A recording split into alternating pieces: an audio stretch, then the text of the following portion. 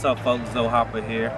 I get a lot of questions about how to stay fit despite injury, whether it's a injury that you sustained or it's a chronic injury that's nagging, like lower back pain or something like that.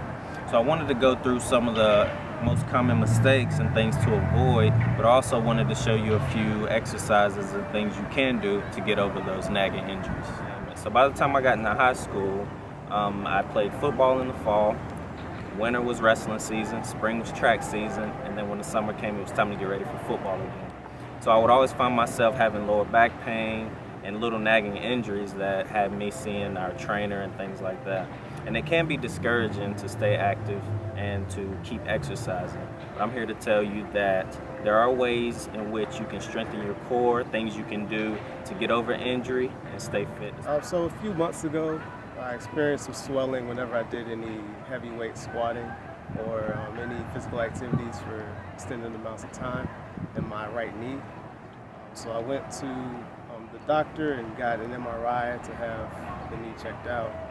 And a little afterwards, they told me that I did have torn cartilage in my lateral portion of my knee. The procedure of rehabbing this took 6 weeks on crutches, as well as 6 months of no running or any other physical activity.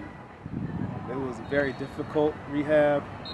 I'm just now at the point now where I can resume physical activity. And the hardest part was actually listening to the doctor, not doing anything, staying on crutches for 6 weeks, which is painful, but it's worth it in terms of being able to get back to your full activity. So, once I did complete rehab, your knee will never be the same, or anything that you have operated will never be the same. You will have some pains. And getting over that can be difficult, but resting and icing is very important when coming back from an injury. So any physical activity you do, you want to rest and ice, even if it doesn't hurt you afterwards. As well as listening to your physical therapist. They have great experience with these injuries and these surgeries and recovering from them, and can give you a plethora of exercises to do to help strengthen back your joint, as well as regain any muscle strength that you may have lost from that downtime. My name is Dr. Beverly Night. I'm a licensed physical therapist at Access Physical Therapy and Wellness in Knightdale, North Carolina. And I see a range of patients on a daily basis, from really young patients or pediatric patients to the older population or geriatric population, and everyone in between. And I treat a number of conditions, but I see a lot of neck pain and back pain and post-operative knee surgeries. So in your profession, what would you say is the most common mistake you'll see people make in the initial recovery phase? So in the initial recovery phase, I see two things. I think I see people who do too much too soon, and they're impatient, so they don't want to follow the process or the different steps to get back to their prior level of function or to a stronger state. And I also see people who don't want to do anything, and they think they're just magically going to get better and be able to perform at the level that they were performing at before. So a lot of times nagging body parts and these injuries really deter people from wanting to get active and exercise and things like that. So what would you say to that person?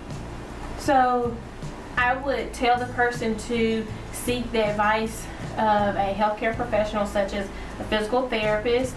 And in North Carolina and other states, we are a direct access state, so you can go to a physical therapist without a referral from a doctor to get examined or evaluated. And obviously follow the advice of the healthcare professional, but also the general guideline for pain and improving your function is to decrease your pain, whether that's with ice or heat, depending on whether you have a new or chronic condition. Then you'll focus on increasing mobility and then increasing strength.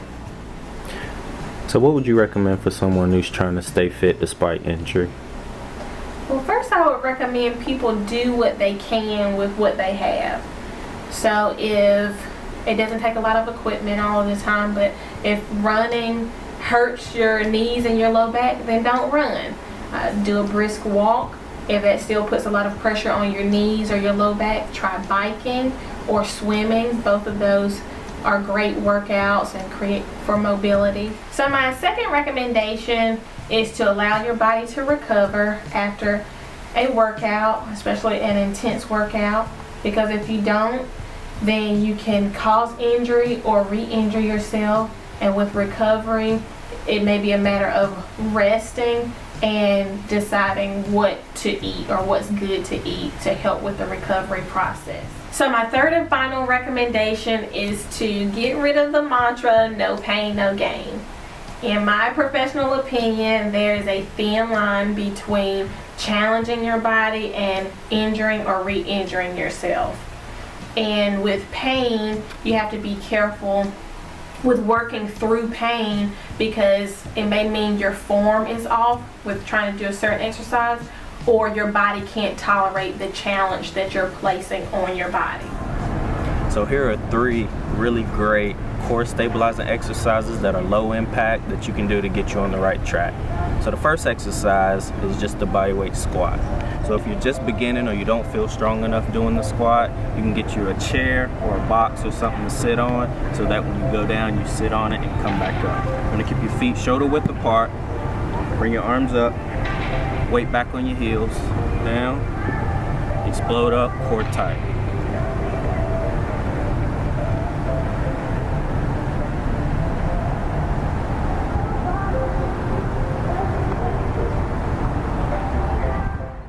So the second exercise is the plank. Now, there are a lot of variations to the plank, but the core thing you want to remember to do here is to engage your core the entire time.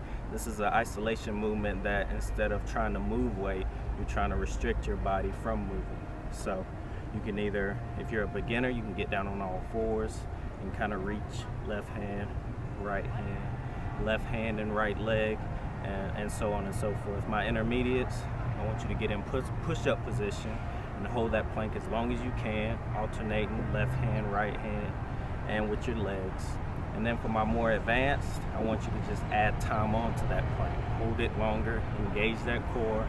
Remember to keep breathing in and out, just like that. So the third and final exercise is the lying torso lift. So this exercise is great for hitting a muscle that a lot of people miss, and that's that transverse abdominal muscle. It supports your spine, and that's what really helps with that lower back pain.